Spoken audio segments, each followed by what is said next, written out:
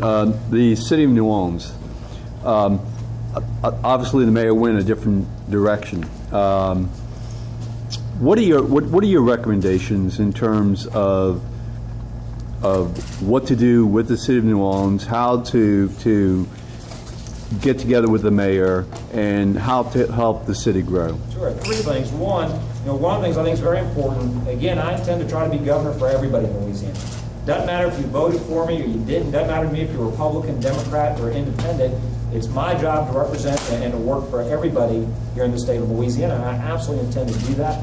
The second thing, I said even before the election, it doesn't matter Republican, Democrat, or Independent. Whoever's governor, whoever's mayor, has to be able to work together. That's an important relationship. We've got important recovery issues that are critical not only for the city but for the entire state.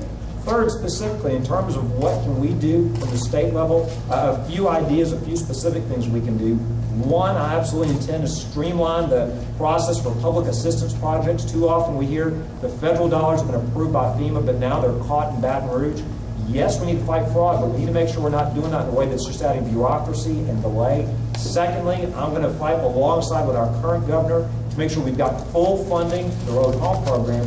People that have been promised help deserve to get that help. They have changed their lives in terms of where they've taken jobs, where they put their kids in schools.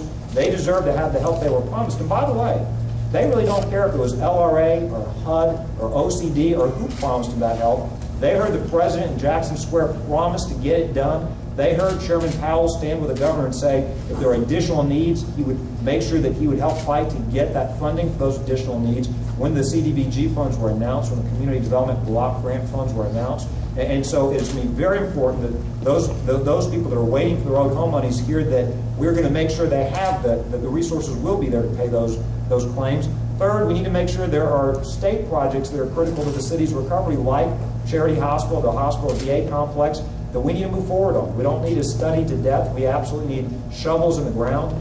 There are other projects as well. One of the things I want to applaud the legislature and the governor for doing this session was they actually funded $300 million to help the city to go ahead and move forward with some of the projects.